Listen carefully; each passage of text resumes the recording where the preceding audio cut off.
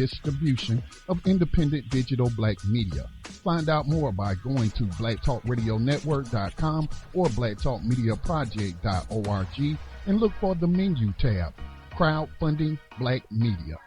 Black Talk Media Project, helping to provide you with new black media for the new millennium.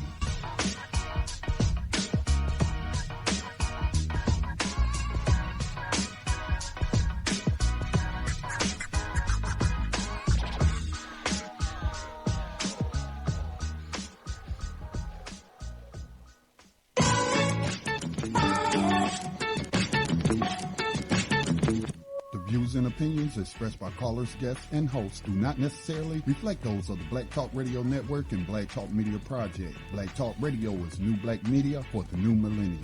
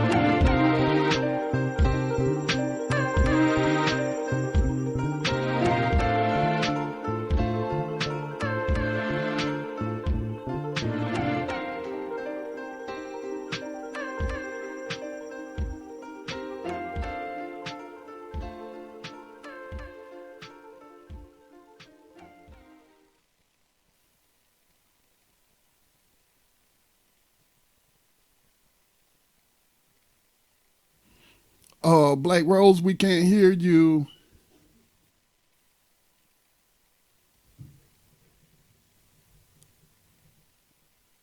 Okay, give us just a second. It seems our host may be having some audio issues as I'm not able to hear her.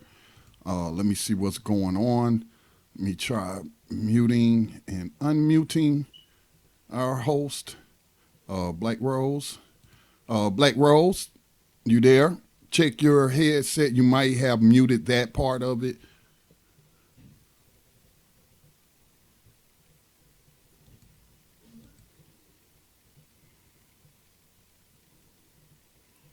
Yeah, we're still not able to hear you, Black Rose.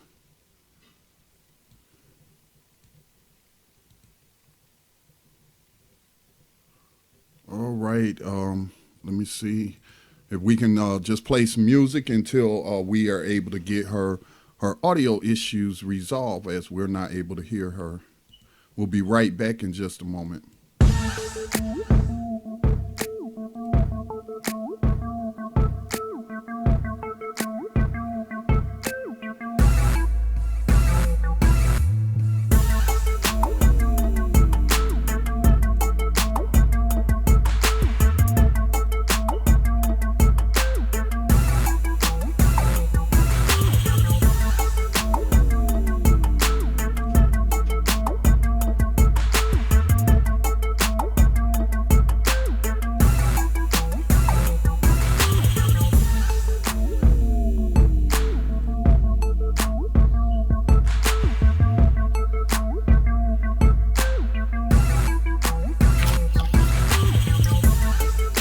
I think we have you now, Black Rose. Good evening. Okay, Scotty. Yes, we have you. Good evening.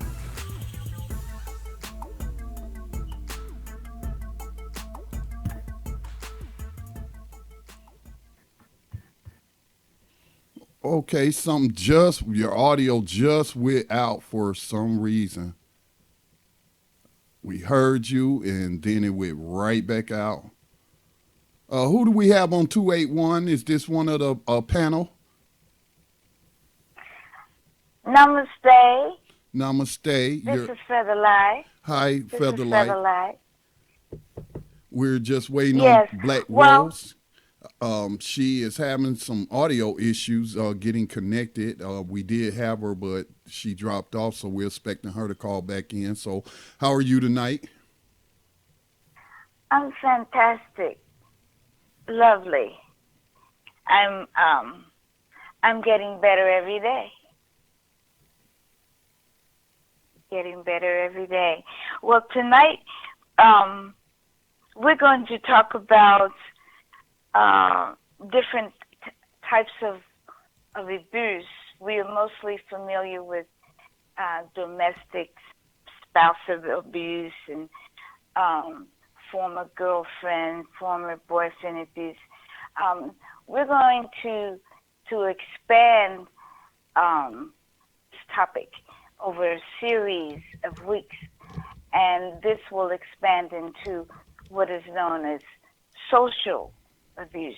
A lot of people are not aware of this type of abuse.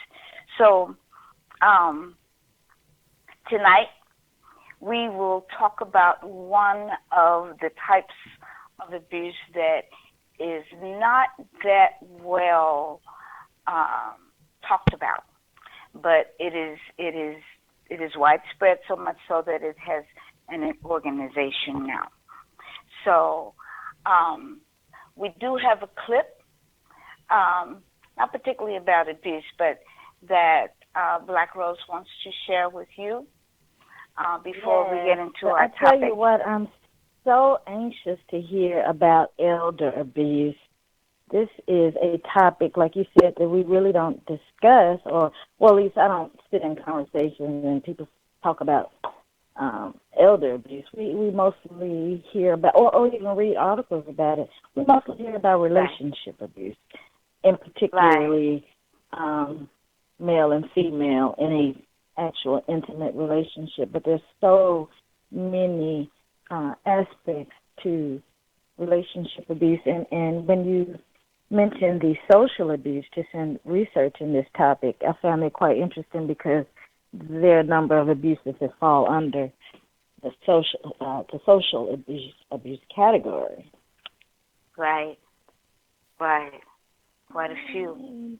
Quite a few people are they may be involved in and may not even be aware.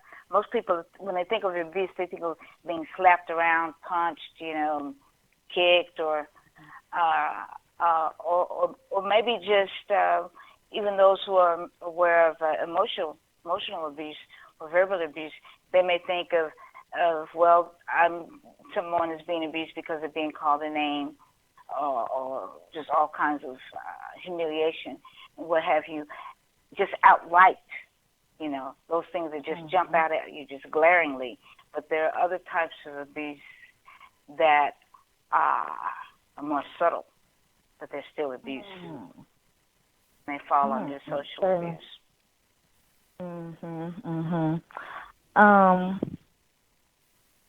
So we'll also discuss some other types of abuse, but tonight we'll focus on the elder abuse, and I'm so glad that we're bringing this topic up, and thank you so much.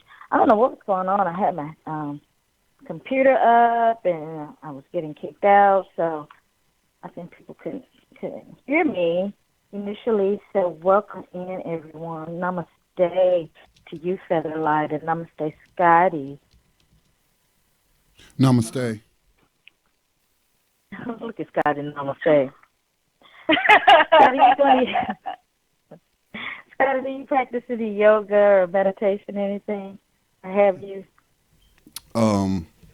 Not as much as I should, but sometimes I wander off into the woods by myself and just sit under a tree and be alone with my thoughts and the sounds of the woodland creatures. Does that count as meditation? That's Yes, meditation. Yes, that's meditation. definitely. Tell them about your tree meditation also. Oh, my God, when we started having these tree meditation, tree therapy sessions, just give us a brief synopsis of that, and then we'll go into a little news and then a clip, and we'll dig into our topic for tonight. Okay. Well, tree meditation, tree therapy. I just love nature, and when I go into nature, I just get the same. I get like you go and get a fill up, like when you're on empty and you have to go to tank fill. That's how I feel when I go to the park and I'm in the nature. So I have this connection with trees, and I was so impressed when I saw the movie. I won't say impressed, but I felt connected when I saw the movie Avatar and the worship of trees. And I thought, hey, I'm not crazy, that's in my DNA, the connection I have with trees. And so there's a program, or what, if you can call it, it's something that I'm putting together called tree therapy. And we get energy from the ground, There's a lot of very, very good positive energy in the ground. And we're all familiar with the seven main, more than seven chakras, but the seven main chakras that they talk about. And the first one is the root, right? And so that's the one you need to work on first, and because it's the base of all the others, because without the root, then we're not here, because the root is the physical body. So the program is with tree therapy, and we gather energy. There's something called earthing, where you take your shoes off and you just, connect with the earth like we used to do when we were children. And so you gather the energy from the earth, and you fill your body with it, and it's a series of exercises that's involved with grounding, and I'm putting it all together, and it's going to be part of it is Tai Chi. There are different kinds of movements that you do, where you bring the energy to you, and it's involving the elements, and of course there's earth.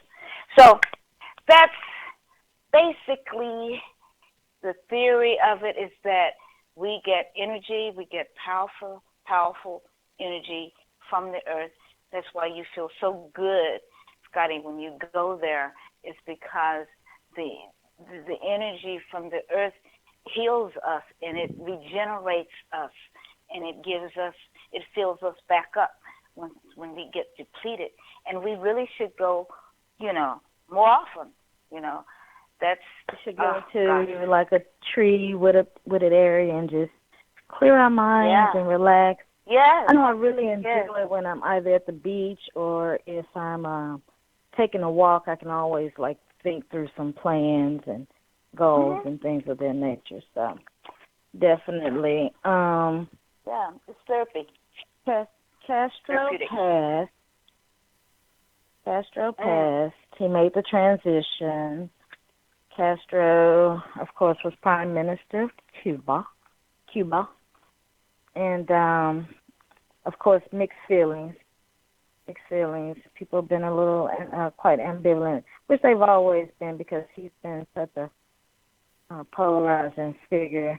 So he died November 25th. And people always tend to make these transitions around the holiday time. They do, yeah. I feel so... I always feel for the family members and loved ones, because then every year around that specific time, if it's some significant time, a date or something, a day, then you always associate that person's passing. But again, that's why I think it's really good to enjoy people while they're here. So when they do pass, then you can think on the beautiful memories. Always have those memories, like the lady said in Meet Joe Black, just the memories or something, the snapshots.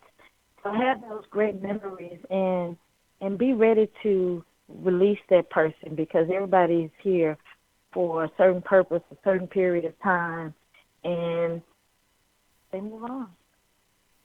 You know what would be a good thing, and this is not a morbid thought, this is just reality, that when I have gone on, passed on over and gone into the realm, then on that day, each year, my playlist of all of my favorite songs, they're played, and then people that I know and who knew me, they just dance and they make up dances and they do kicks, and then they just have a good time, and like you just said, they celebrate the good memories, and then they sit around and say, you remember when she used to say, wow, Right. stuff like that, Mm-hmm. just make it a good memory that this person passed through, Right. It'd be good if we could get to that point, but I know it's difficult for people when you lose somebody that's so close to you. So, but Yeah. I think it's a good practice to, of course, be mourn a person's passing because you miss them. Sad to see them leave. You feel the sorrow, of course. But I think if you need some help transitioning to a better place with their passing, then that's where we need to go, because I know grief can be hard. Grief is very hard. So, but let me read a Castro quote. Let me see. A revolution is a struggle to the death between the future and the past. That's a quote from Castro. And I know some people, especially a lot of the Cubans in Florida, when they left Cuba, were deported or kicked out. Many people were celebrating his passing, which I guess, if I put myself in their shoes the way that they felt, then maybe I would celebrate. And then there were some people, of course, around the world that mourned his passing, but celebrated his life. One thing I can say about Cuba is I do appreciate the fact that medical program was set up for people to come over there to Cuba and attend medical school without cost. That was great. Thing. And believe it or not, their child poverty rate is lower than the United States. Isn't that something? Yes. They're I think 37 million children that are impoverished, live in poverty here. Their parents make below the minimum poverty. 37 million, I believe that's the number, 37 million. And how also, you doing? the literacy rate was raised in Cuba because before Castro came into power, there was Batista. Batista, he was like the revolutionary hero, just like Castro and Guevara. But then Batista's power went to him and all that, and he became corrupt. But there were people that didn't have access to health care, people that were illiterate. And so when Castro came into power, he employed a lot of teachers to actually go out into the rural areas and teach the people how to read.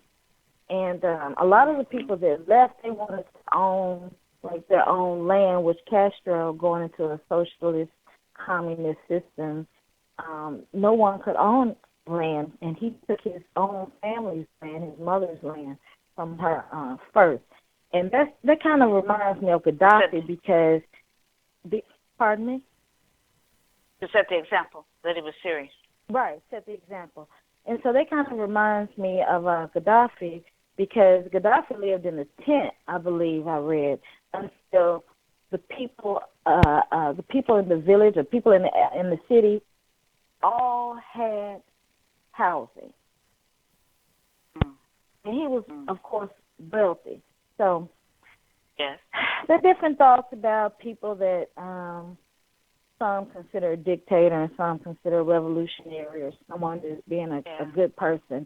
And another thing that I do appreciate about Castro, he may have had his faults, but I will speak about this. He sent troops into Angola to help the people, a revolutionary group in Angola fight off the white South Africans. Mm-hmm. So I appreciate that too.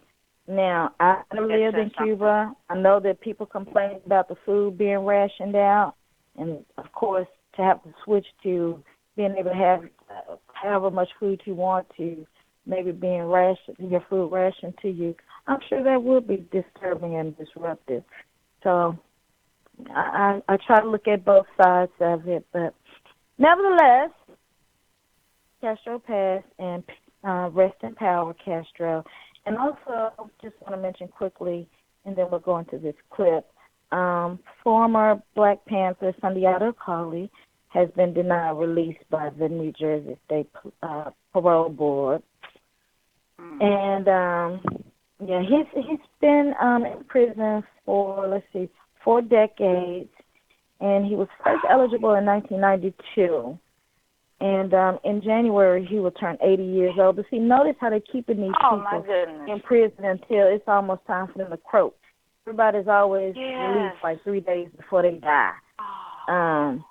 And so he is the person that was convicted of killing a state trooper in 1973 in the shootout on the New Jersey Turnpike with Zaid Malik Shakur and Queen Assata Shakur. So he was denied parole. So maybe we should write him. We're supposed to be having a letter writing campaign. I did write to the few of the Move sisters, but I need to follow up and write to them and some more of our political prisoners. I do too. Have some care packages sent. Yeah, we have to do better, but we're getting it. We've been struggling out so much out here too. I mean, we've been struggling hard out here on the streets. But I mean, I know we're not struggling as far as our people that are enslaved for sure. But we have to really think about them and reach back. We really, really do, because these. Yeah, the whole point is to keep us so wrapped up out in this world that we can't even think about our brothers and our sisters locked away. That's right. That's the whole. That's the whole. The system. That's it. That's it. And let's pull away from that. Pull away from that. Pull each other up. Lift each other up. And that's what we're doing. Lifting your vibration. So let's get to this clip, and then we'll take a break, and we'll come back with elder abuse. We're talking about elder abuse in our relationship series. Relationship abuse. Relationship abuse. You got to say it with power. Abuse. Abuse. It has a different kind of energy. Abuse. Abuse. With such disdain. Well, we will be right back. You're listening to the Lotus Plays. Stay tuned. Scotty, asked a group of youth a simple question. Play that clip for us, please. Tell me about your history. Many of the youth spoke about the civil rights era with Dr. Martin Luther King. And an overwhelmingly majority spoke about slavery.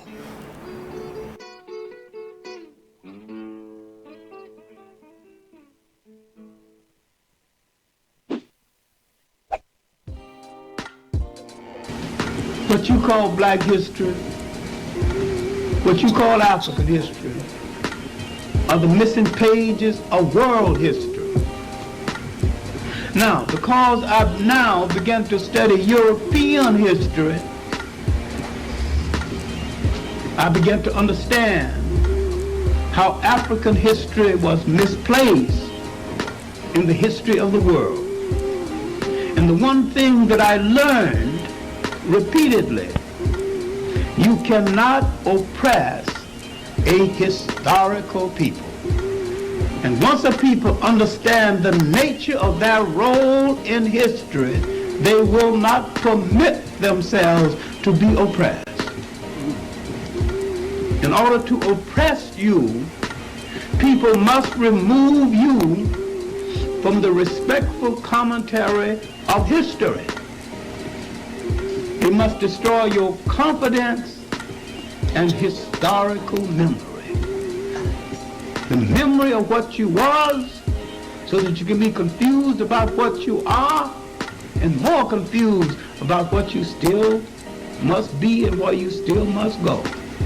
The dangers of knowing your history only from slavery. When you feel like your history started from slavery, which was beyond words, you'll compare it to the disenfranchisement that our race continues to see today. You will subconsciously say to yourself, psh, I know it's not good, but heck, compared to slavery, we're good. You'll become socialized and take disenfranchisement as being your norm.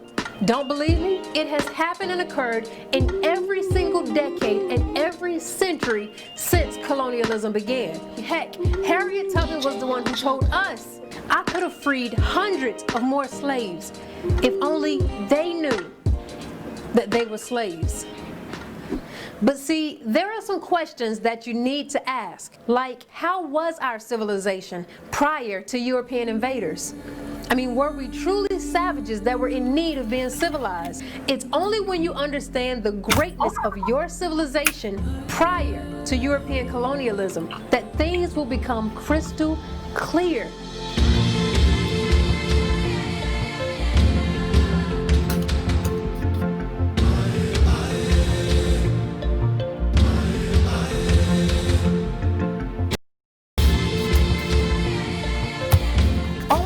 Understand the civilization that you come from, the civilization that was interrupted, will you understand what your ancestors and the great warriors of your race fought for in America, Africa, South America, the Caribbeans, all throughout the African diaspora. And for that reason, I'm going to introduce you to one of my favorite history teachers, Home Team History, another YouTuber with a wonderful channel that focuses mainly on pre-colonial history. Home Team, tell me why you think it's important for us to know pre-colonial history. What up, African world? It's your boy Home Team here. And you know what? The Great Griot makes an excellent point. We as Afro-descendant people have been told on numerous occasions that we come from a dark continent with a dark history. And anything that we've ever achieved has been supervised or accompanied by other people. Now, the crime was not us being told this. The crime was actually us believing it. Many of us even avoid association with Africa because of these fallacies promoted by other people. And so many of us actually believe our history begins with slavery and ends with Martin Luther King. In a way, we've become conditioned to not believe in our own agency as Afro-descendant people. And because we don't believe in our own agency, we champion the goods and services of other people and even accommodate their needs and their concerns above our own, willingly surrendering our dignity and pieces of our humanity for approval or validation. Because apparently we can't even imagine our own advancement without them. This is why on my channel I highlight and discuss the agency of African people that's been exhibited not only on the African continent but the world. African empires, mythology, and especially African kings and queens. I explain things from a proper historical perspective, and it's important that we as Afro-descendant people value what we create and value our own history. Hope you guys can continue to support our platform and what we stand for, the Great Griot and Home Team History. Part of being able to make a people inferior in their own mind is to strip them of who they are. Hiding history was a tactic used by colonizers to Africans, Native Americans, even those we refer to as Hispanics. So I need for you to check out Home Team History. I want you to gather and grasp what great people you come from, the greatness of who they were, the great civilizations that they built. Because next, we're going to go back and look at some major events after colonialism. Some events that can help explain what we see today. And not from a European perspective, but from your perspective.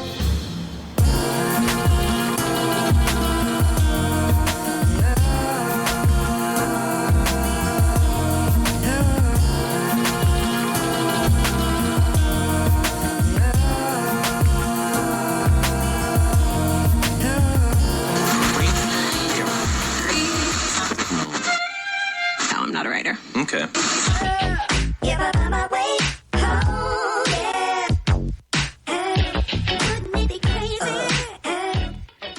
Black Talk Radio since 2008, providing new black media for the masses.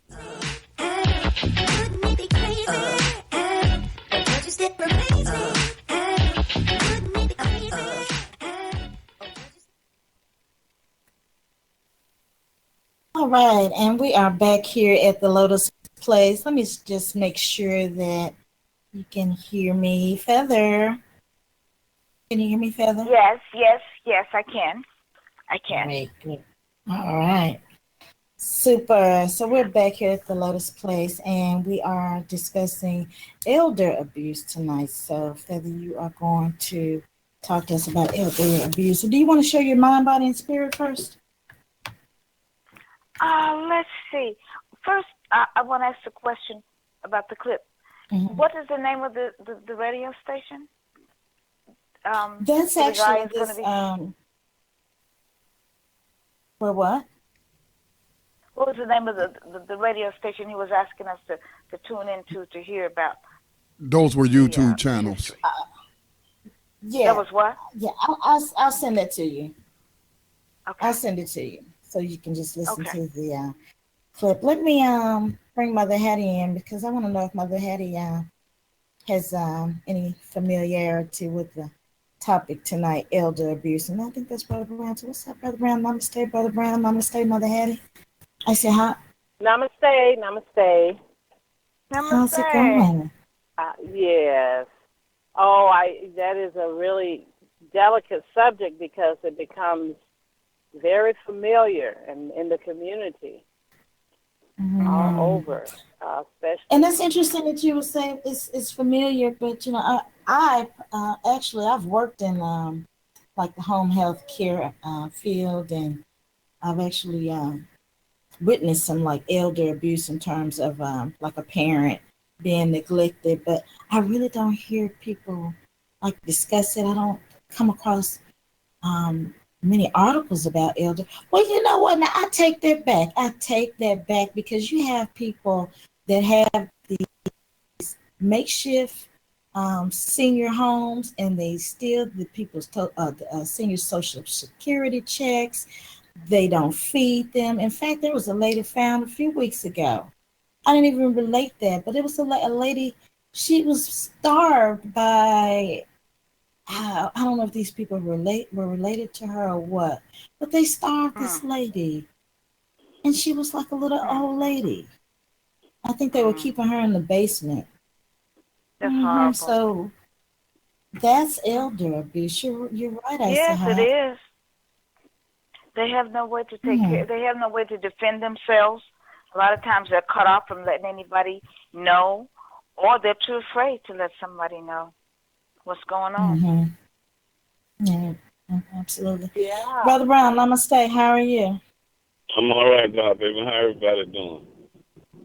Doing Can you great, hear me? fantastic. Well. Yes, we Doing can. well. Well, you know, I have a situation going right now that I'm helping a friend of mine. He's a disabled veteran. He was living with his sister, and he was very sick. And she stole all of his back money from Social Security. Oh my goodness. He was very sick. He was very ill, and he trusted his sister. And after he became disabled, he made her his payee. Okay. It took him 6 years to discover that, because she kept telling him that he didn't get no back money. Oh. The lawyer got his money, and you know, finally he went to Social Security. After they put him out, the sister put him out on the street after she had stole his money. And, you know, he came to me and he said, you know, there's any way you can help me. So we still fighting it right now. As a matter of fact, I got to go to Social Security in the morning because we called for an investigation. And it's been we called for an investigation. It's been like 18 months. And they still haven't came up with nothing. And, you know, I mean, that's ridiculous. That is. That's ridiculous. I mean, It sure is. She stole $30,000 from this man. How when much? You're supposed to be the one that they can trust. And, you know, I'm having a situation right now in my family with my wife's grandmother. Her youngest daughter is supposed to be handling her affairs. And all of a sudden, she tells the family about 3 weeks ago that she's leaving Baltimore. My wife's grandmother lives in a senior building, and she's telling the family that, you know, she's moving to North Carolina. So all these years, they're using her mother's money because she didn't work anywhere. she's been spending that money to her own discretion. So now, we have to go up there every month. Matter of fact, I got to go up there Friday. I got to go up there and make sure that she has food, make sure that she, her bills are paid, and she has family in Baltimore. I don't mind doing. They're neglecting her. But it's just that I don't mind going up there, and we have to go take her to the doctor because and then the rest of the family members they get mad at me. Well, why don't she ask us? She's 97 years old. She shouldn't have to ask anybody to do anything. She shouldn't. She shouldn't. She's the matriarch of the family. Why should she have to ask y'all? Yeah, they know that she needs certain things, and that's what we're going to talk about tonight too with elder abuse. There's some things that that elder is in need of, and you just have to step in and take care of that, because in some cases they may not even be able to express what they need, or they feel some kind of way about having to ask someone to help them. So I'm so glad that we're talking about this topic. It's a very touchy subject, but it's one that we need to understand the reality of it in our community. It happens every day. Yes, it does. Every day. So, Featherlight, you want to introduce us to the topic tonight? Okay. So, as we mentioned before, this is about a type of abuse that goes on quiet as it is kept, and it's called elder abuse. And it's abuse to our seniors, to our elders.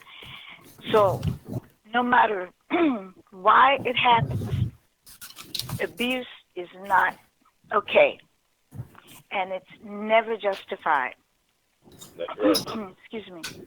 No one, absolutely no one deserves to be abused, whether it be physically, emotionally, verbally, or otherwise. It's just not acceptable. So I want to give a brief description of what abuse is before we get into the specific topic of this type of abuse, elder abuse. So abuse is a repetitive pattern of behaviors to maintain power and control over someone else.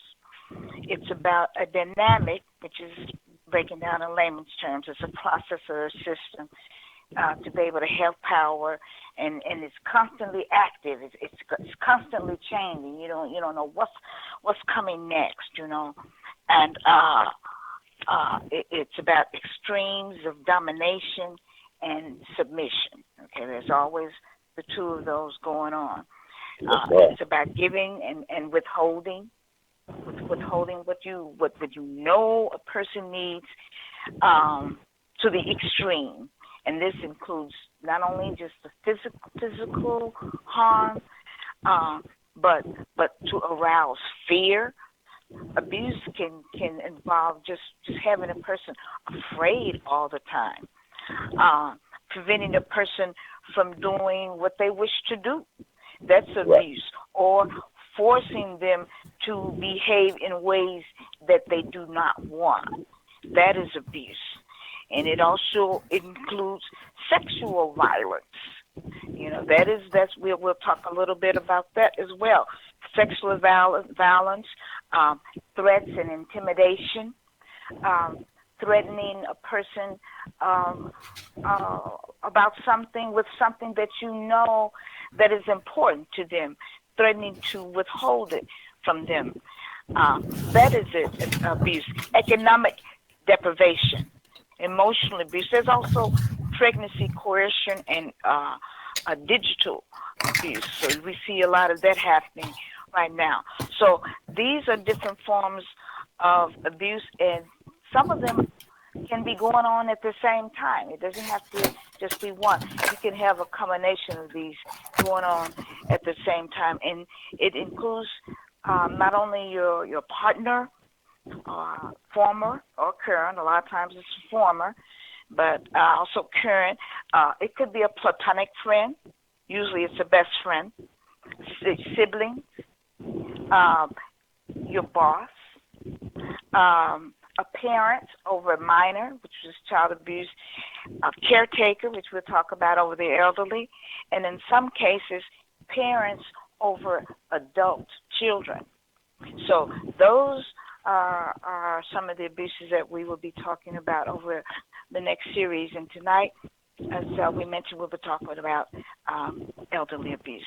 So elderly abuse falls under, social abuse, because in some cases of elderly abuse, it is involving institutions. So that will fall under social abuse. And social abuse is kind of a new term, because people are becoming more and more aware that abuse doesn't just have to be with someone that's like a relative, a father, or a mother. You know, it can be outside of the home, and that's usually involving the coercion of an individual in a public setting, like the collective abuse by a group of people, like a group of people bullying somebody. Black Rose, you were telling me about the Muslim that was collectively abused, and he ended up losing his life. This can be very serious, collective abuse. One person can often manipulate a whole group of people, you know, to control an individual. It could be in like a religious setting, or it could be a school setting. So social abuse, in essence, uses the power of a group of people to either embarrass or humiliate someone to the point where it's like this that Black Rose was speaking of, the person just reacted violently. So it is nothing to take lightly, social abuse. So the abuse by adult children of elderly parents, or the abuse by caretakers of elderly patients, that is what elderly abuse is. And so this abuse can be physical, emotional, verbal, and it often involves neglect. And that is a type of abuse as well. Over 2 million elderly Americans are victims of this type of abuse. And most abuse, oddly as it may sound, takes place in the homes and not the nursing homes. That's right. And you would think that that's the least expected place for it to happen. But there's so many factors that play into that, why that person ends up being abused. And I think you're going to delve into some of that too. Mm-hmm. So the core element of the basis of this harm to an elder is that the expectation of trust. This elderly person has put their trust into this family member, put their trust into this caretaker, this institution. They feel that they're going to do what's best for them, you know?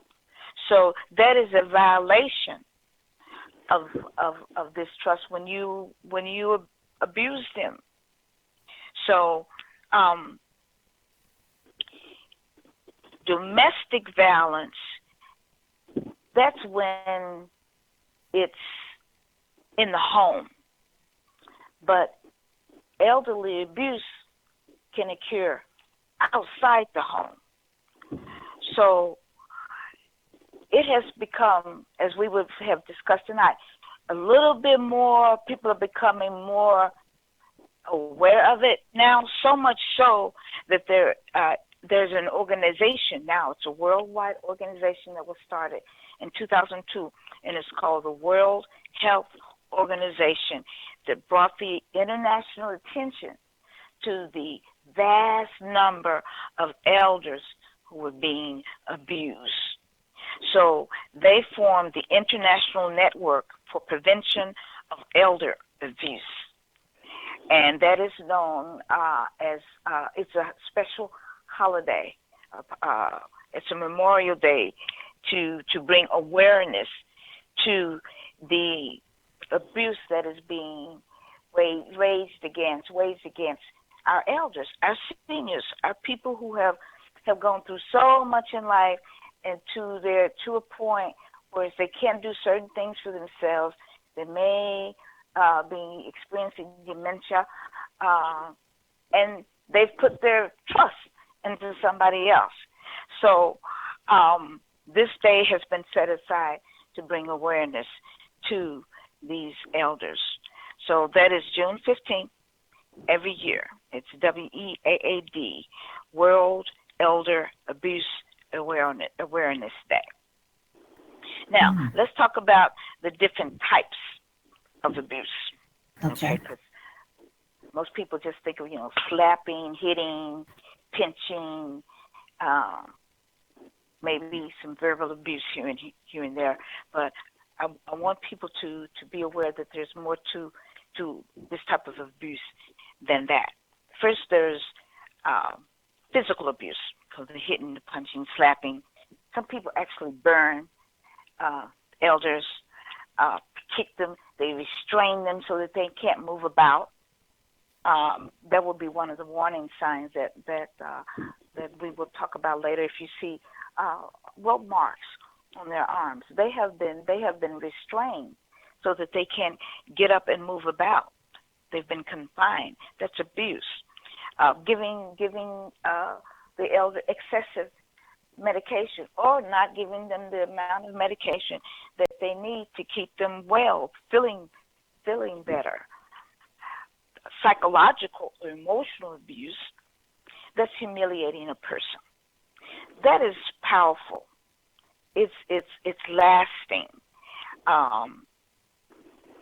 Ridiculing a person, name calling, making them feel like they're a burden, ignoring them, not speaking to them, withdrawing affection. So those are different types of emotional abuse.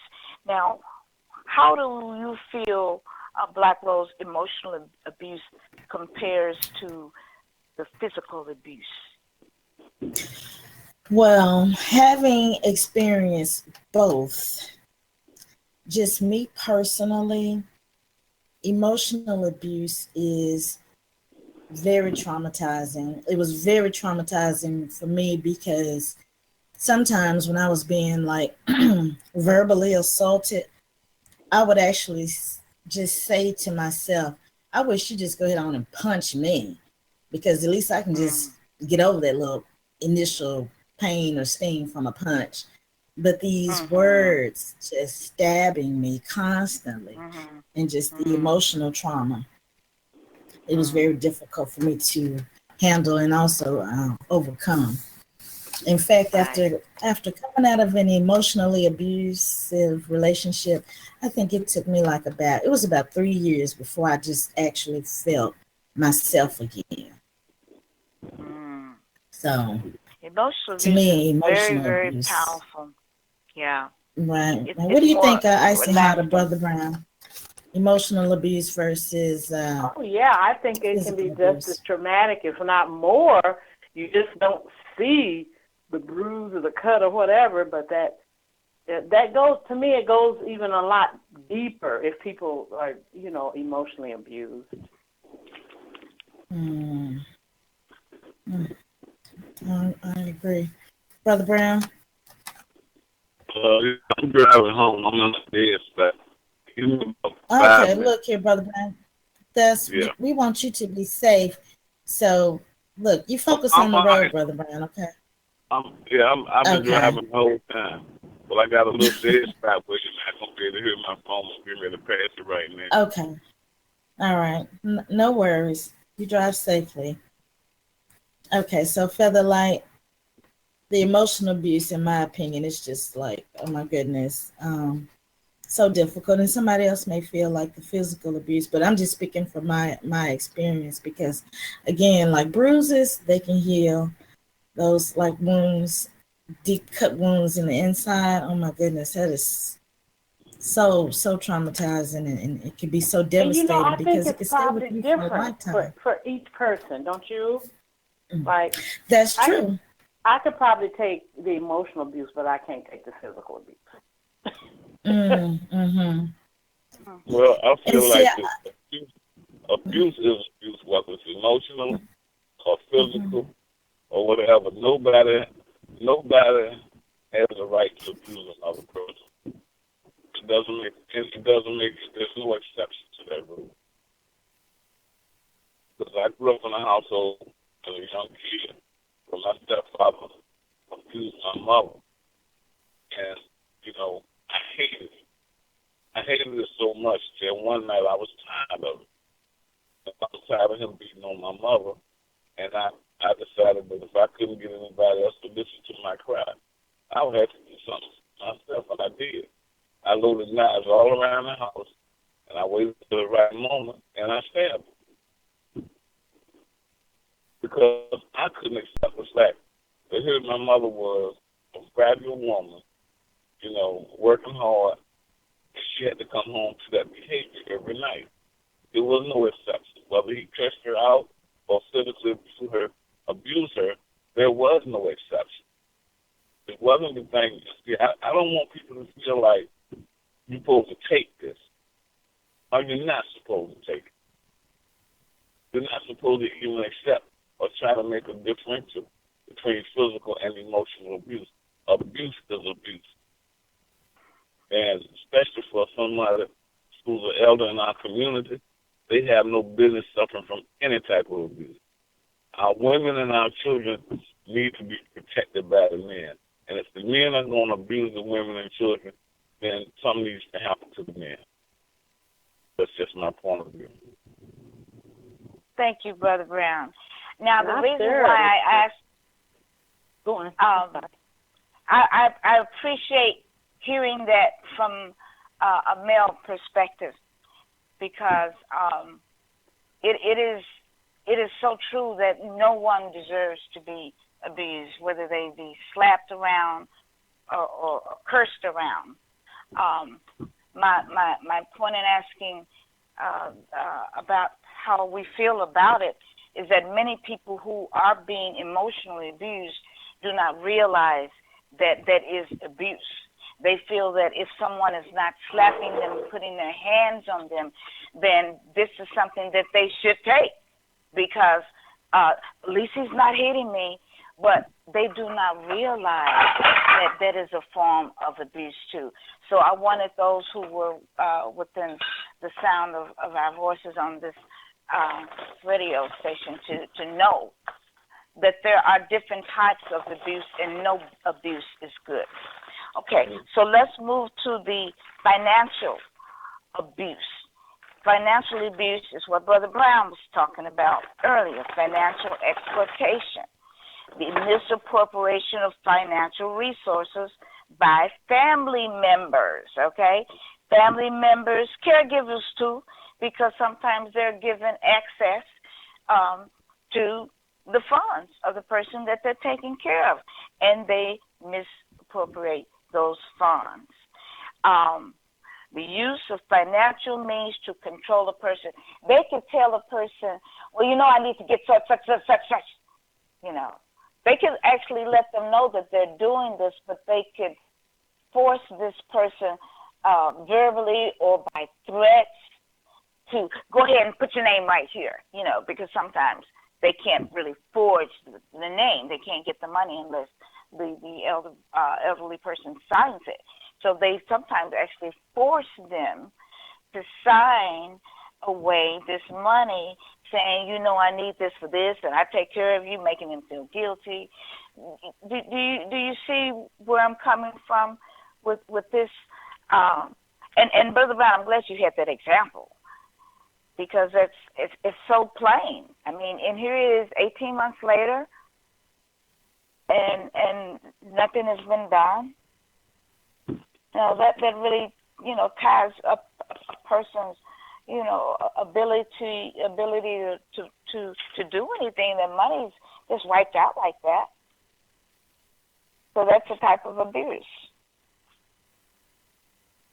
Any comments before I move forward? And another thing is that, and I've been dealing with some situations through my organization where this lady, we got a call one day. She said they're not buying me any food, and they go to the doctor. They said, well, we bought her groceries, and I asked them. I said, well, where did you buy her groceries from? Oh, we went to Dollar Tree. Dollar Tree does not sell no goddamn groceries. Wow. Dollar Tree is not a grocery store. Wow. And I was very pissed, and I told him, I said, well, why is it that you got X amount of family members and nobody takes it upon themselves to go take her to Walmart to buy what she wants with her money? And, I remember being at a function one time, and she just wanted a piece of pie.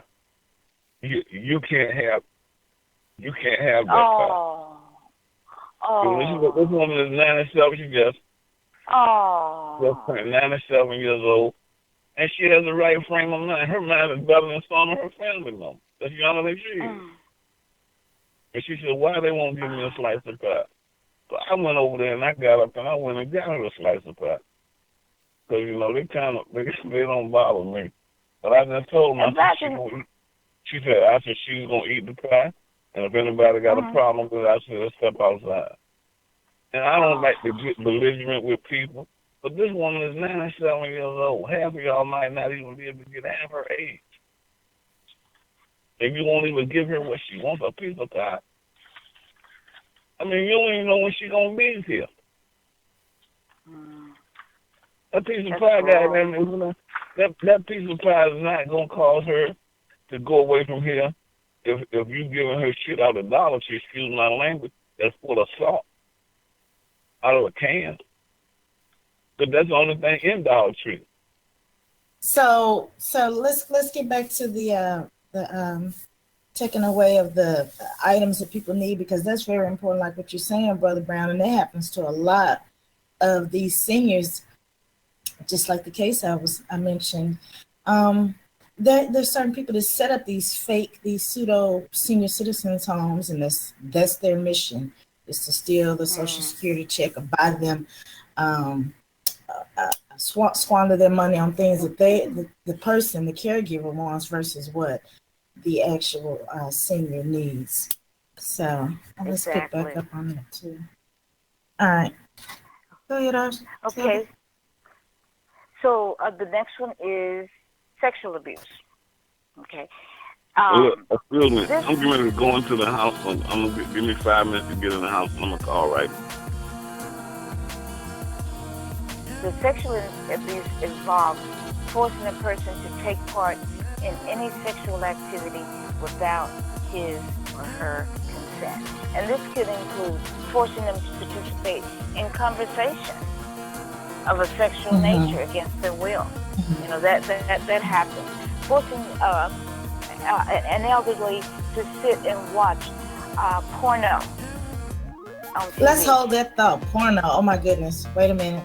That's a good stopping point. Let's take a quick break, and then we'll be right back. Picking up on elderly abuse. You're tuned into the Lotus Place, and this is the first series of our relationship abuse show. I guess the commencement of them. Part 1. We'll be right back after this.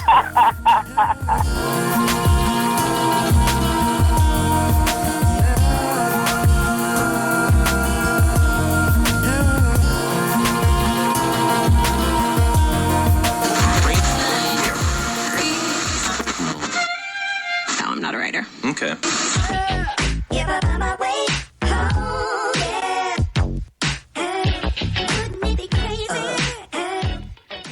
Black Talk Radio since 2008, providing new black media for the masses.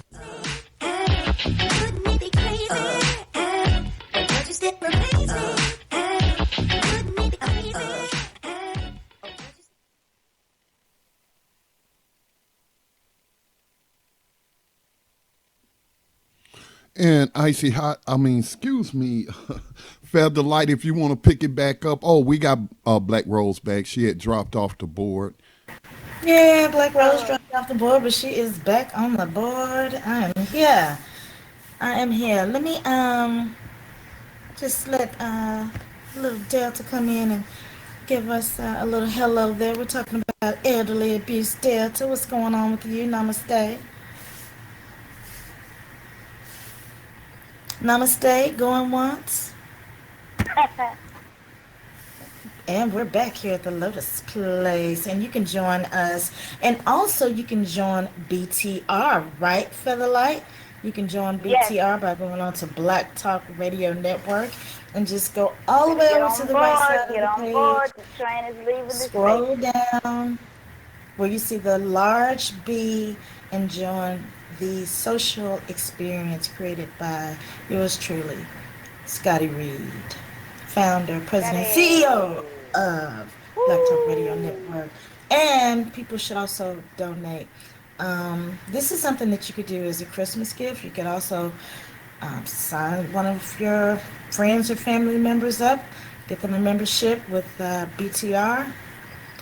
$24 a year. Is it $24 a year, Scotty? That's the best deal versus paying. Yes, BTR community. Well, they I'm can. not going to tell people what's the best. Yeah, it's $24 a year versus subscription, and you can get there by also just going to btrcommunity.com or googling BTR community. It's a social media platform similar to Facebook, but so not like Facebook.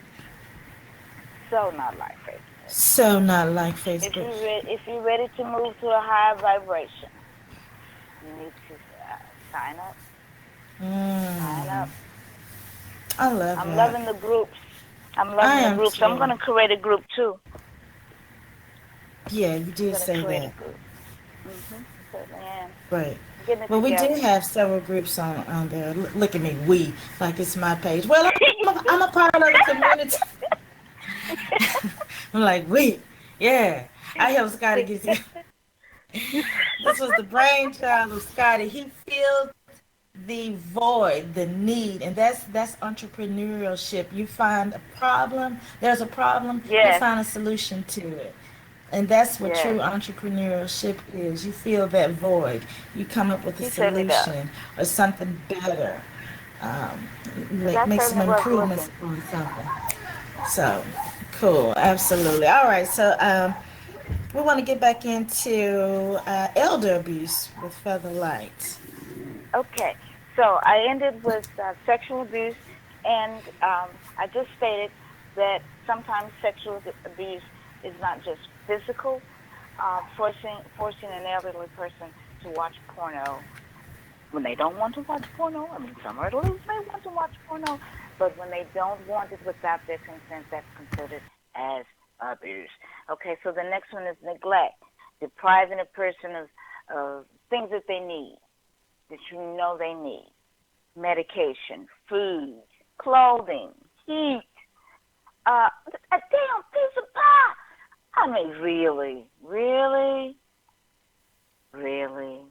I think it was much more than about the pie. Just think how they treated that woman when they were not in public. That's sad. But continuing on, that's neglect, abandonment, deserting a dependent person with the intent to abandon them and leave them unattended for an unhealthy, an unwise period of time, for such a period of time that it would cause danger.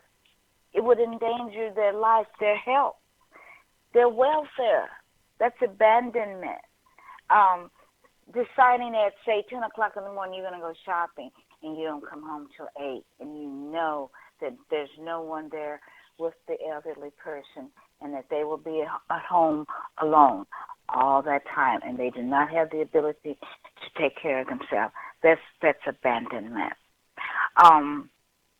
Rights abuse, denying the civil and constitutional rights of a person who is elderly, but not declared mentally incapacitated. Sometimes a person, whether it be a family member or a caretaker, they will try to convince an elderly person that they have lost their mind and that they can no longer handle their business,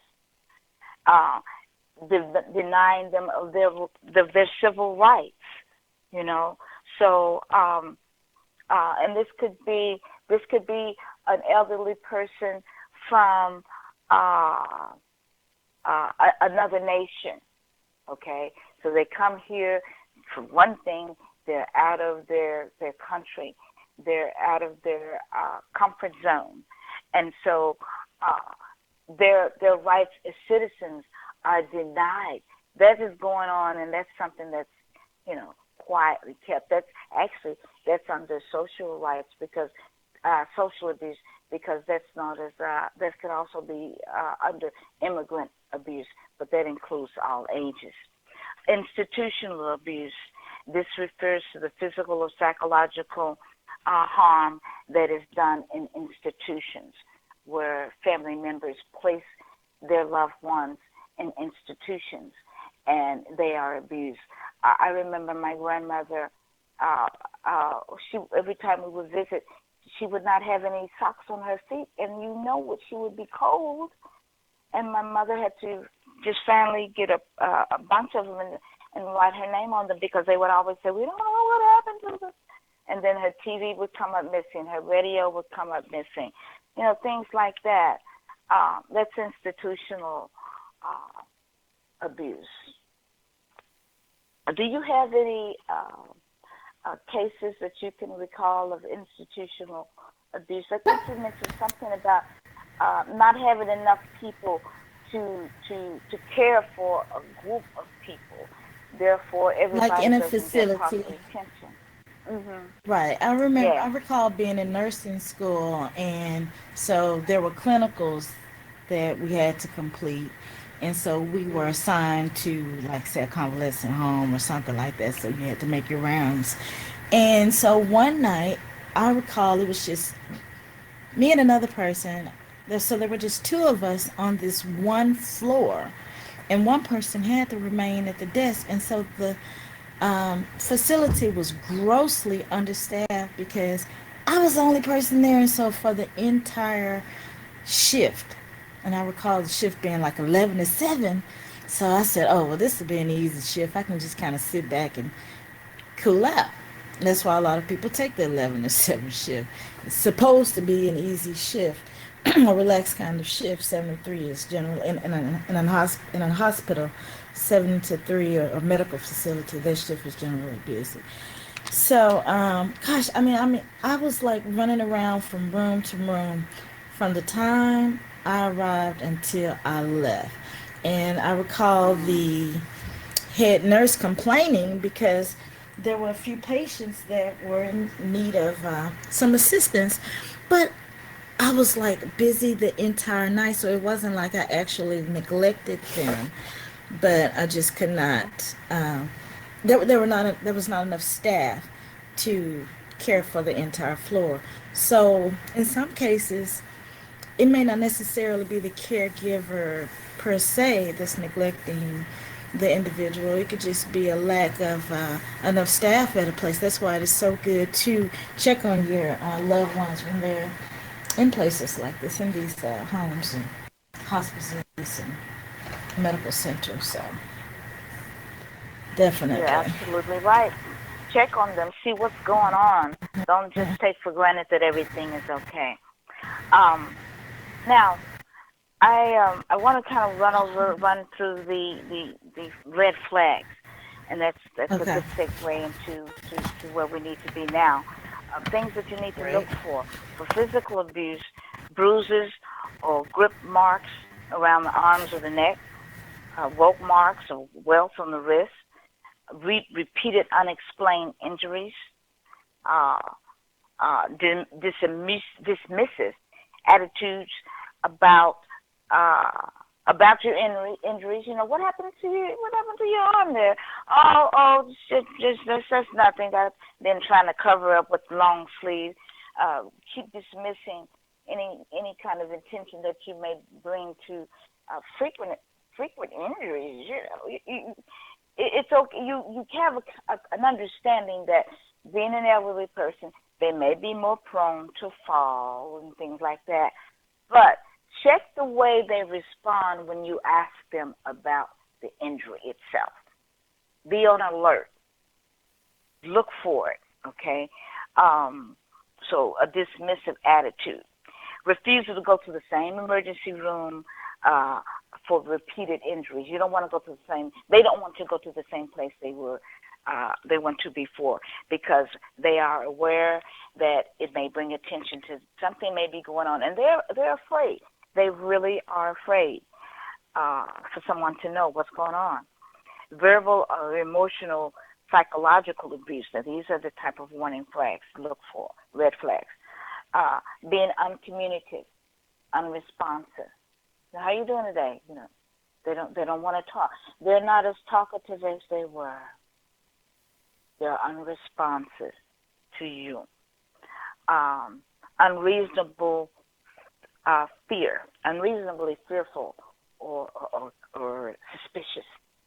I know all of us at one time or another have we can imagine this. You're constantly moving around. You're suspicious. You're jumpy. When an elderly person shows those types of behavior, start looking for other red flags. Something is going on. Lack of interest in social contact. Yeah, something's going on. Something's not right. You were going to say something? Now, I'm just thinking about what you're saying, just paying attention to some of the signs and symptoms that may be displayed, not just necessarily like physical bruises or something physical, right. something that's visibly apparent. So right. just also monitoring the behavior. See if there are any changes. Very similar to what children experience. If a child or an adult begins to have a frequent bladder or irregularities in their bladder or control in their bladder, that could be very suspicious.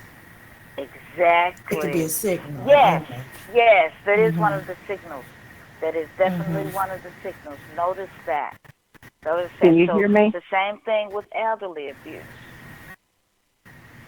Delta? No. Yeah, can you hear me? Yes. Oh, I can hear you, Delta. Okay. You have something to share about it? I'm sorry. I said, how you doing, Delta? Oh, I'm doing okay. I didn't want to cut her off before I speak. No, I was going to reference a case back here about it's been some years ago, and it was a case where this guy was working up. It was around in California where this guy was working at a nursing home, and they had this young lady in there. She was bedridden, and she couldn't speak, but she was like bedridden, and it made 2020, and the young lady came up pregnant, and she couldn't speak, and it was one of the attendants that worked at the nursing home had impregnated this young lady. And the family noticed that the young lady her stomach started getting big. And the family noticed it, and they had the young lady checked, and the lady was pregnant. And the lady had to wear a pamper and everything. So this is why it made the news, because the family wanted to give her an abortion, and the court stopped in and wouldn't allow them to do it. But this guy in California, it's been some years ago, it was on 20 years ago, and I'm thinking about, it's not elderly abuse. This woman, she was like 30, but she had capacity of a child, and she wore Pampers. And this guy, the attendants that worked at the nursing home, impregnated this woman. So you got How did the guy at the nursing home get to the young lady was at a nursing home, you mean? She was in a facility.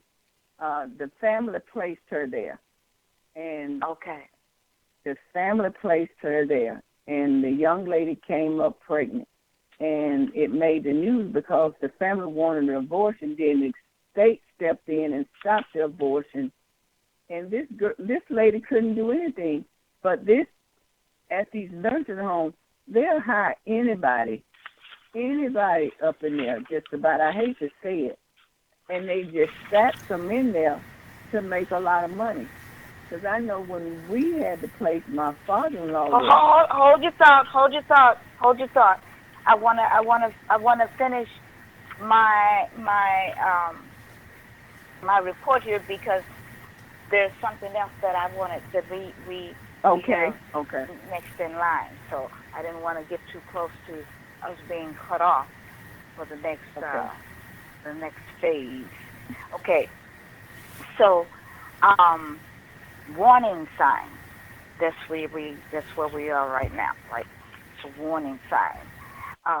These signs are not just physical. You know, they're not just physical. These signs are signs that we have to just kind of pay attention to their behavior. Now, if a person has been sexually abused, if they have some torn or bloody underwear, then big red flags need to go up. Bruised breast or bruised buttocks, venereal diseases, or vaginal infections. Okay? I know that some elderly people, they do, still want to get their groove on. So there may be a reason why they have vaginal infections, because maybe they're not using protection. I'm not saying that this could not possibly happen, but I'm saying look for all of these signs. If there is a combination of things that do not look like to somebody that's in your family being taken care of, whether it be at another family member's home or at an institution, be aware of what's going on with your elderly person that you care about. If there's some type of some shenanigans going on with the money, life circumstances don't match what is known about the individual's financial assets. Broken down, I don't see where all this money is going. Okay? You don't have any new dresses in the closet. You don't have a whole bunch of shoes in the closet. You're not getting the pie that you want. Where is your money going? That's suspicious. As to somebody is messing with the money. Large withdrawals from bank accounts that haven't that's been switched, unusual ATM activity. Something's going on. Somebody is messing with the money. Signatures on checks that don't match the signature of the owner of the bank account, that's something to look for. It's not that you're being suspicious, but just check it. Don't take for granted, especially if you've got some other suspicion that you already have been alerted to. Look out for. So you're saying like for the elder to check the signatures of someone else, like say another sibling. I'm kind of confused right there. No. I'm saying that if there is some unusual activity going on with the elderly's account, you have entrusted a caregiver or a friend or another sibling, and you come to visit, and you already noticed something that's not, they're not speaking, they're not as happy as they usually are, Right. They be sweet every time you come over. Yeah, this is another sign to look for. Check the account. Make sure that her signature is on there, and be familiar with her signature. Know what the elderly signature looks like. This is a person that is looking. No, I was actually just trying to figure out which person were you speaking, senior, try to check this out, investigator, were you speaking about like a family member? Yes, I know. Because I know. sometimes I just. Oh, it's cutting I was off. just trying to clear that up. I was confused, I know. I know. but it's clear. Okay. Um. Let's see. In addition to observing the signs, um, look for, as I said before, how the caretaker is responding to you. If the caretaker, uh,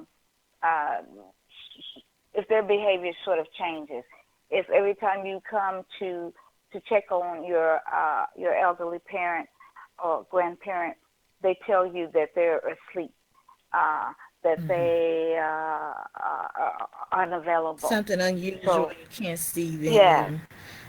They're right, asleep right now, and she doesn't want anybody to go back in there or something like that. right, right, yes, yes. Visitation is So, limited. exactly, cutting them off from social contact. That's Right. it. That's it. And that actually plays into the whole just relationship abuse, like even between like a male and female, because sometimes dominant people will tell you you can't hang out with your guys on Sunday anymore and watch football. Mhm. You stay here and sleep and eat Yes. dinner. Me and JoJo Right. and Mookie and Kiki and Tata, we all watch football over here. You've been watching football with your friends on Sundays for 20 years. Now all of a sudden she Right. wants you to come over there for dinner. Let that happen. Let that be his decision. Okay, anyway, or Yeah. her decision. So anyway, Right. Yeah.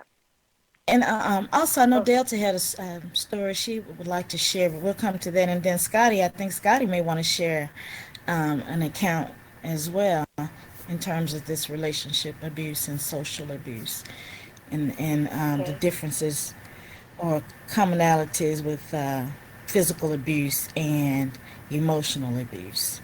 So go ahead. I Good. am so glad we're talking about this. Yes, continue, please. Okay. Now, Continue, por favor. say more.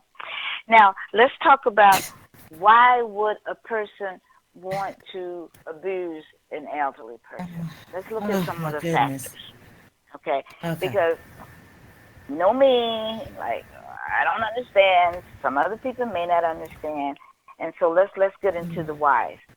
Okay, so say for instance, Okay. there's a pattern or history of violent interactions already within the family.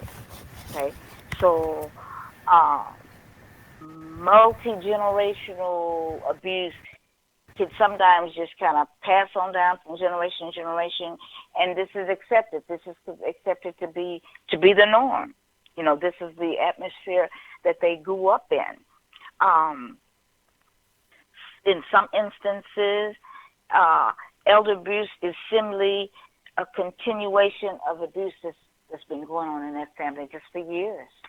You know, and they don't even consider it as quote unquote elderly abuse. It's just family abuse. It's just what they know. You know, take for instance a woman who has been abused uh, during a 50-year marriage. Okay, she's just been abused by her husband for over 50 years. He gets ill, frail, can't do anything for himself, poor health and everything. So guess what? She turns the tables and she's going to maybe be abusive to him. Um, the same thing could happen to a child.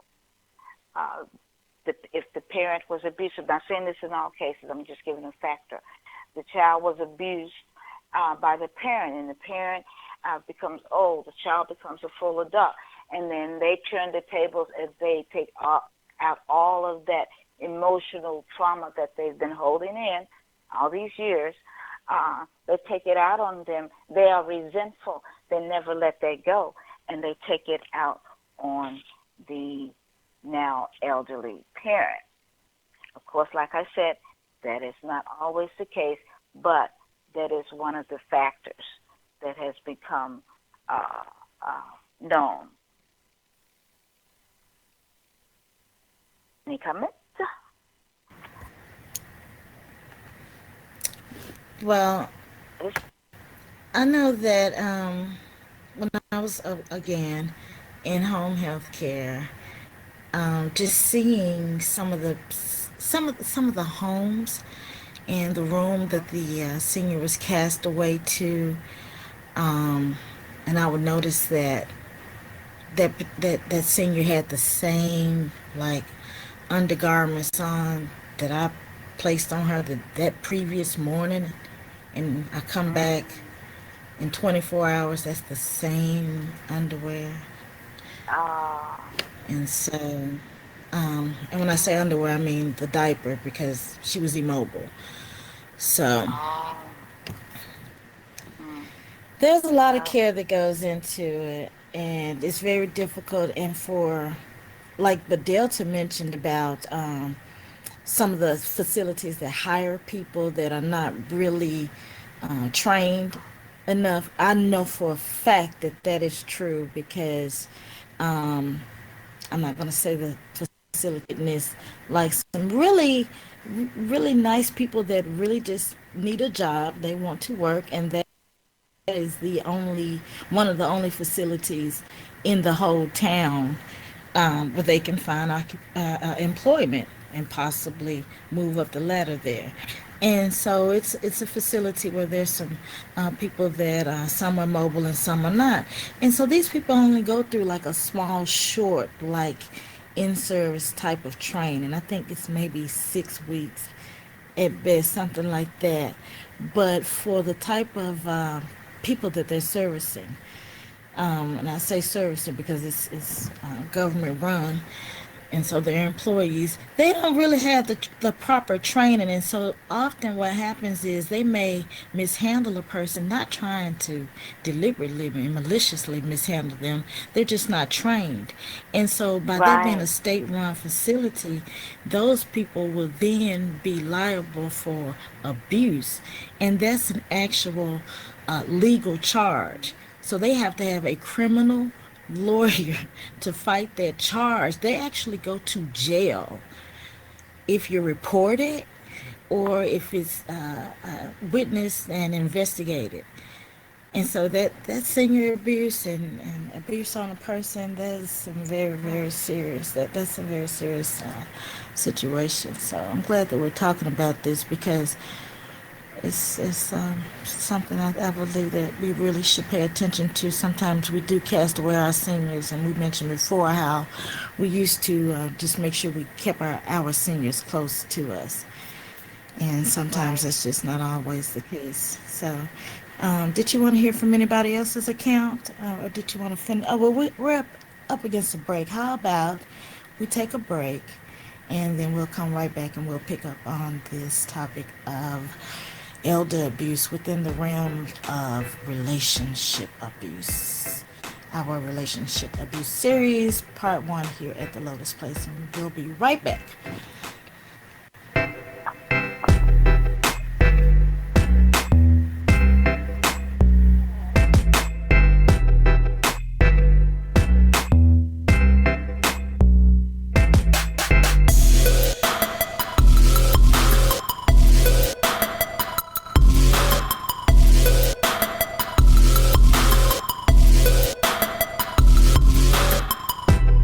Tuned in to the Black Talk Radio Network. For podcasts and live program scheduling, visit us on the web at blacktalkradionetwork.com.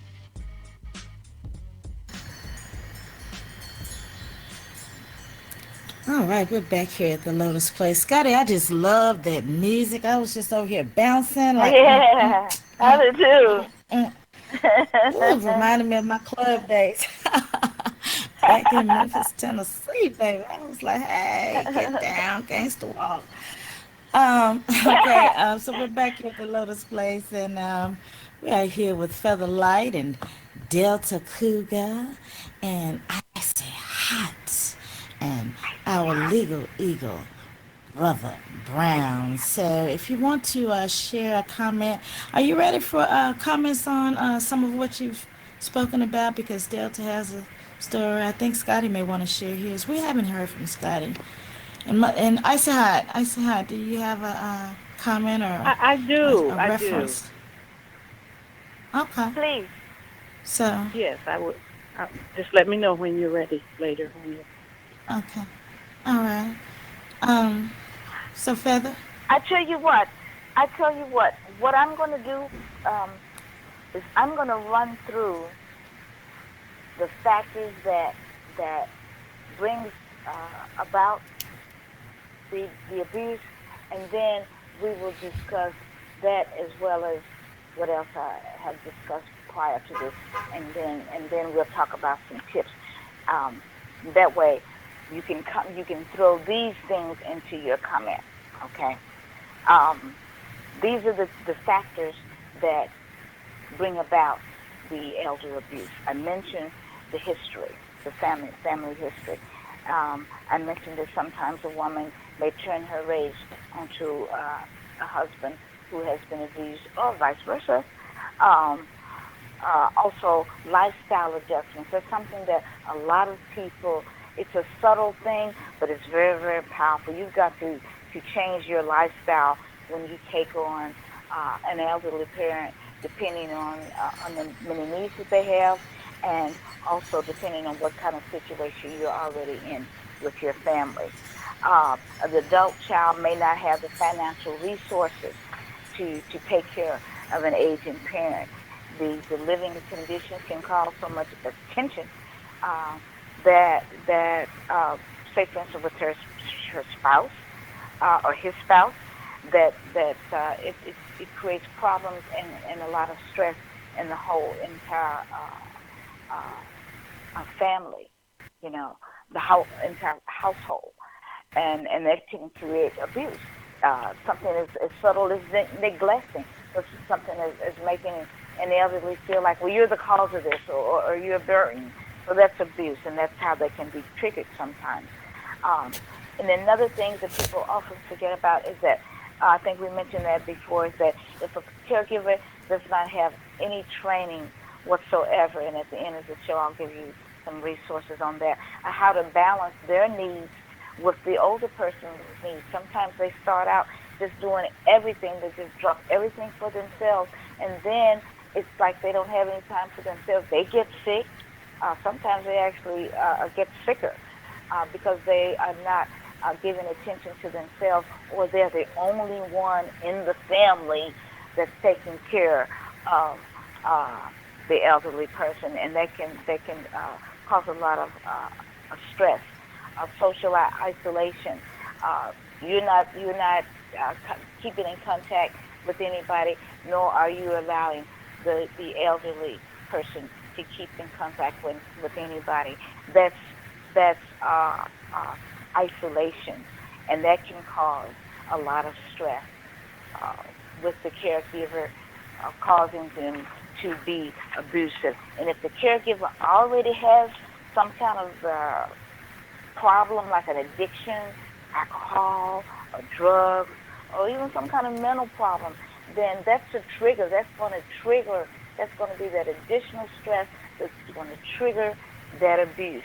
And just because a person does not intend to be abusive toward an elderly person, just because they've always been a good person all their lives, and they just normally will not hurt a fly, does not mean that they are not capable of being abusive to an elderly person, because all the things that I just mentioned, from shopping and going off and not coming back and not changing them, that's abuse. So, comments, por favor. That's comments, please, everybody. Oh, okay. I'm sorry. I didn't want to jump in before it's my turn. One thing that I think impacts a lot of the abuse, particularly in, I guess, lower income families, and in the Black community, and I've seen this several times, where there's like an older person, and maybe they have allowed a younger child or grandchild to move in with them, and that child is an alcoholic, or that grandchild is a drug abuser, and then they get into situations where they start actually even physically assaulting the older parent or the grandparent. And so that's to me one of the issues and big ones around our community, or even neglecting, or they don't have the capacity to take care of the person. Right. Right. They shouldn't even be entrusted with the care of that person in the first place. It's more or less they're just living with them so that they won't have to pay for board and keep. Some people do that. Mhm. Yeah. So sometimes when they have if these we are grandsons staying with them, the grandson is a bomb, and and he could be a bomb from so many different reasons of this cruel system. I always take it back to how we've been broken down. So, but we're rising. But sometimes these seniors have these bomb grandsons and granddaughters who say, "Oh, I'll stay and take care of Big Mama." And they just over there, they taking Big Mama. And They're all not they do is taking care of party. Big Mama. Yep. And all they do is Yep, what? you're right. Party. That's all they do. Party. Off of grandma's little check. So Yeah. Yeah. watch out for your seniors. We have to look out for them. So I think Delta also. Delta, you have a comment on elder abuse? Yes, I do. And I can give you a personal story too. I remember one, and I'm gonna go back to my other story, but I want to really tell you this one right quick. I remember one time when my mother came down with Alzheimer's. My niece came and picked my mother up, and she would always take Mama out to dinner, so we didn't think nothing of it. So she came and got Mama dressed and took Mama out to dinner. But when Mama came back, Mama was kind of a little confused. But she said Nicole had took her somewhere. And then one day it came clear to her. She said Nicole took her and signed some papers. And we was all scratching our head trying to figure out what she was doing.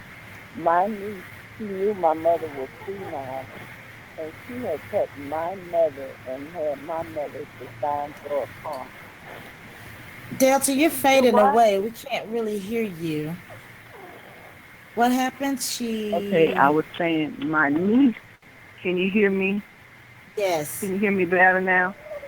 Yes, Delta. Come on with the story. Okay, my niece had took my mother off and had my mother to sign for her to get a car. And my mother had been diagnosed with Alzheimer's. And we had no idea my niece had done it. But my mother got a clear head one day. And she told us, she said, she took me down and had me to sign some papers. And we said, what? Yeah. And we found out that my niece had purchased a brand new car. And my brother told them that if they didn't come pick this car up, that he had the paperwork that my mother was diagnosed with Alzheimer's. He told them that you saw my mother was confused. You can have a conversation with her. I knew she was confused. And my brother told them that he was going to sue them. And they didn't come right then to get the car. They was trying to make my mother pay for it. Sure, of course. So you got people So that's like, will would take that be advantage like of elderly people. Right. So that's like the financial abuse of an That elder is person, correct. would you say?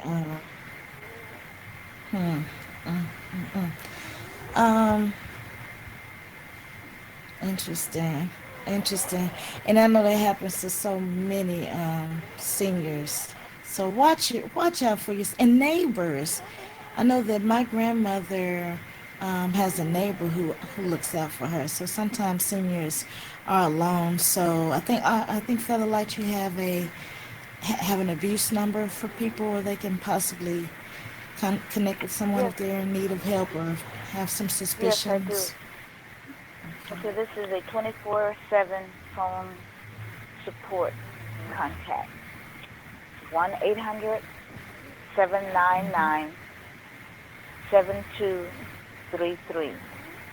That's 1-800-799-7233. Or, for those who like to deal with letters, 1-800-799-SAFE. Like, keep me safe. 1-800-799-SAFE.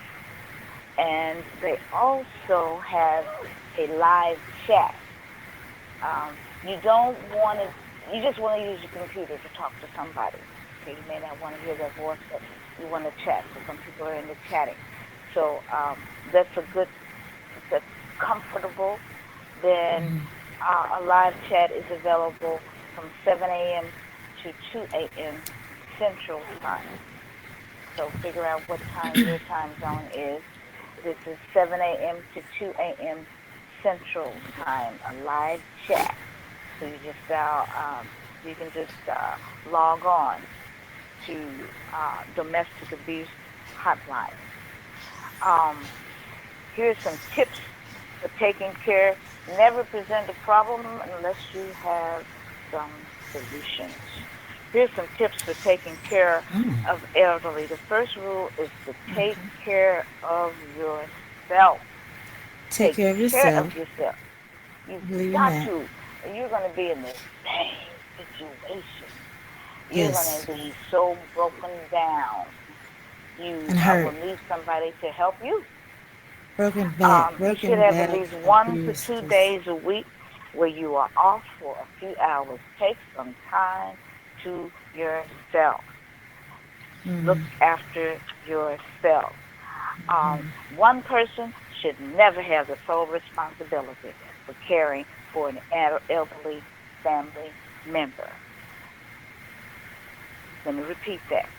One person should never have the sole responsibility for caring for an elderly family member. An entire family looking after its members reduces the overwhelming burden. It could be overwhelming, okay? The fourth tip is to investigate all benefits available for training a person as to how to take care of an elderly. And I'll supply those to you if I don't have time. I will definitely put them on the Facebook, LOTUS Place. Mental stimulation is key. Keep your elderly person active. Stimulate them. When I was working with the elderly back in Memphis, I had a program called Dance With Me, and I would go to these elderly, these senior family, senior community centers, and man, they just were so excited to see me coming because we would dance and we'd sing old songs, and it was nostalgic for them. It worked with their cognitive senses because they started remembering, you know. So do things, puzzle, things like that. Keep them active. Keep their minds going. I remember when you arranged that senior dance. I think it was at a modeling show. The seniors performed. They had a spot at the modeling show, and it was beautiful. I think you had them dancing off of Sade or something, and it was one lady in a wheelchair. What song was that? What song did they perform? We just played it the other night. Flow? Yes, Flow. Oh, okay. I couldn't recall. Okay. I love that song. That lady, I swear, when I first started, I did not know that she could walk. I gave her the scarf. I didn't give it to her. You would pass the scarf around, and whoever got the scarf had to dance in the circle. Okay. And somebody gave her the scarf, and she got up out of the wheelchair and started dancing. It tripped me out. Okay, so keep them stimulated. Okay, it's very important. Stimulated. Here's some, finally, here's some, yes. The National Alliance for Caregiving That's a place that you can go to for resources, training. It's a nonprofit organization, Caregiver Action Network, Caregiver Action Network, National Family Caregiver Support Program, National Family Caregivers Support Program. AARP has something, Family Caregiver Alliance. As you can see, there are several groups, support groups that you can go to. Well Spouse Association, you're taking care of your spouse. Sometimes, as Black Rose mentioned, these elderly patients can get a little rowdy. They want to hit you and throw things at you, and it triggers something in these people. That's what I was saying. Is no, you may not have any intentions. Sometimes those seniors can become exceedingly ornery. Sometimes the nicest, sweetest people when they become seniors and bedridden, because just imagine how that could affect a person. You're not in control of certain aspects of your life that you've always been in control of, from something as simple as deciding when you feel like getting up out of the bed, or when you want to use the restroom, or when you want to leave the house, or something like that. And so once again, another reason why I said I cannot deal with nursing at that time. I recall nurses sharing stories about patients. You would walk in the room and they may throw feces at you. When you come through the door, they call you names, just all kinds of things. So sometimes that caregiver can feel some type of resentment, as you mentioned, towards that senior, and take it out on them, maybe just all of a sudden snap, or just constant abuse, like the pushing and the poking and the, well, let me jerk your arm as I'm sliding this shirt on you. And speaking of something else too, we mentioned this earlier with seniors that are immobile. I just want to share this tip, and then I'll go back to you if you don't mind. Make sure that if that senior wears a size 6, then you probably need to purchase like a couple of sizes larger, because it's sometimes very difficult. And I think some caregivers initially have been unaware of that, and you can actually hurt that senior because they're so delicate. So you have to really be careful about dressing them, but definitely keep them active with music and dance, even if it's in their wheelchair. I love that. Oh yeah, I have wheelchair dances, honey. Yeah, I have. There are dances that you can do while sitting in a chair. Absolutely. Your arms and legs. Okay. Upper body. But anyway, that is and finally, to conclude my presentation, I just want to remind everyone who is in range that if you are blessed to become an elder, just think how you would want to be treated. Just think how you would want to be treated. Like Rosie mentioned earlier, that if you know that during their younger years of an elder person's life that they like a certain thing, that they like to draw, or they like to paint, make sure that you buy those things and have them available for them. If they like to get up in the morning and put on some lipstick and powder and jewelry and go to Walgreens, or got all dressed up when somebody came to visit them, do that for them as they come into their golden years. Fix them up like you know they like. Yeah. Definitely try to keep as much of the same routine as you possibly can. Yes, and do not treat them like some children. Type of normalcy. Yeah, I know that people say that old people go back, but still, they don't want to be treated like, don't treat them like children. No, no. Still give them some control over their daily activities. Yes, yes. hmm And definitely somebody watch the money on them. So let's let Delta share a hot topic, and then we'll get ready to close out with mind, body, and spirit, and some closing comments. So Delta, you have a hot topic? Delta, come on, wake up now. Hot topic? No. Okay, so let's go ahead on with the mind, body, and spirit. And let me see if I see how the Brother Brown has a commenter. I'm not sure if Scotty still wants to maybe share something. I got a comment. What's up, Brother Brown? Hello? Yes. Yeah, I got a comment. One of the things that we didn't touch base on is that if you have elderly members in your family, one of the things that you can legally do to protect them is the power of attorney. That is a legal document giving the person who is the caregiver total control over their financial affairs, their health affairs, everything they do. That is the easiest way to make sure that they're taken care of. You get a power of attorney drawn up, you get a general power of attorney, a medical directive, and it's legal. And all you have to do is get the only thing it has to do is be notarized. Once you get that, what I do, I always get more than one copy. Once you get more than one copy, legally you can make sure that whatever avenues that have to be taken, you have the legitimate right to ask questions to doctors. You have the legitimate right to go into their bank account.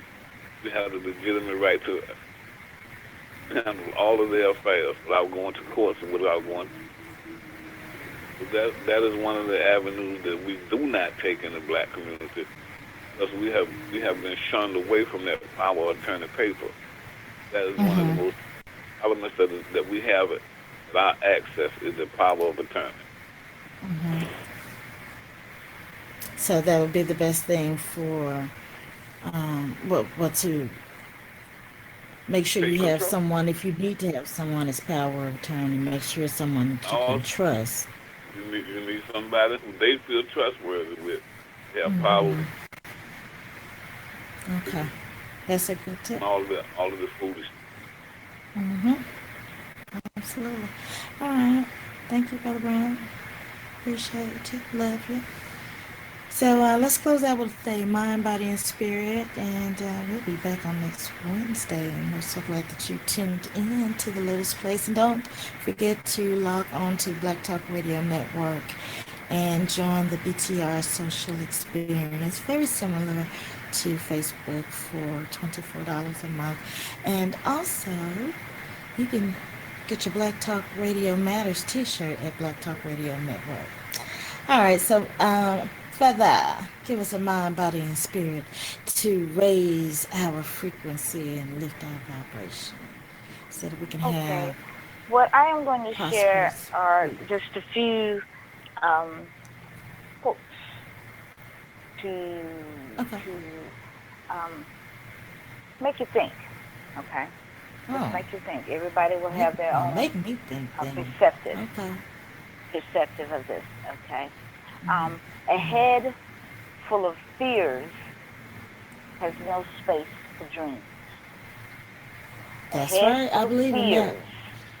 Has no space for dreams. No space for dreams. Okay. That's a good one. I thought I'd like to share how to dissolve any emotion. Allow yourself to how to dissolve any emotion. Emotions control quite a bit of what we do every day. Allow yourself to thoroughly experience the raw emotion itself. Begin by feeling it physically. What sound does it want to make? What movement, posture, or gesture do you feel best describes it? Don't censor it and don't add to your shadow self. Instead, allow it to arise and come out of its most raw form.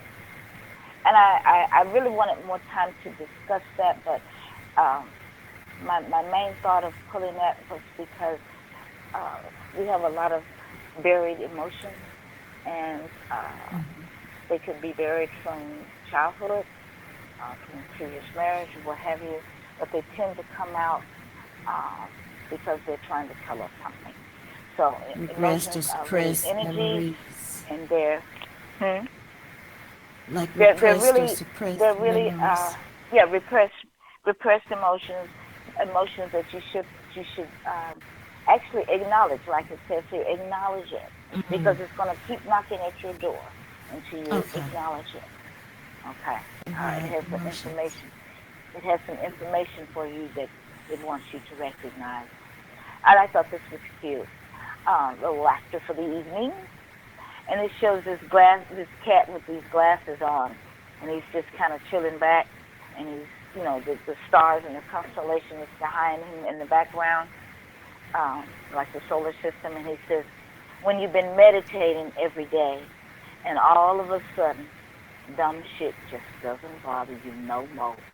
He's moved to a higher level. You just block it all. Kind of yes. Block all of the nonsense. Block that. Yes. Thank you for sharing This that. is going into 2017.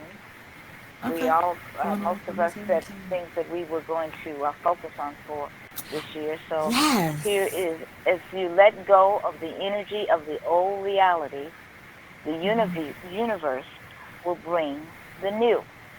All space must be filled with a frequency of energy. Everything. Words, thoughts, the chair, the rock, the plant, everything has energy. Everything occupies the space of energy. And energy field that is emptied will be refilled. You have the power to choose the new energy frequency. The new energy. You have the power. You have the power. And I think that's a good note to end on. You have the power, and remember that. So you are in control of your destiny. Write your own script. That's one thing that we have to focus on in 2017. Write your own script. Write your life. Decide on your goals. Write it out. Write your script. Write your life out. If things aren't going the way you want them to go, or you want things to go a certain way, we are in control of our destiny. I know that's the attitude that I'm more so empowering myself with going into 2017, writing my own script and doing what I know that I'm here to do, living my purpose. So we'll end on that, and peace and good night. We'll be back on next December the 1st. So people, do not go out and spend all your money Christmas shopping and all of that. Remember, save your money. Save your money. Things are happening, things are changing. And plus, you just need to save your money. All of that shopping. Be prepared. No. Be prepared. No. And if you're going to shop, then buy black or help a small business or help a small business. Definitely do that. And buy your subscription to the BTR Foundation. Yes. That's right. Donate to BTR. All right. Peace and good night. We'll be back on next Wednesday. Namaste. Namaste. Namaste. Namaste. Yeah. Namaste. Namaste. I might have to write a song like that. Namaste. Yeah. Namaste.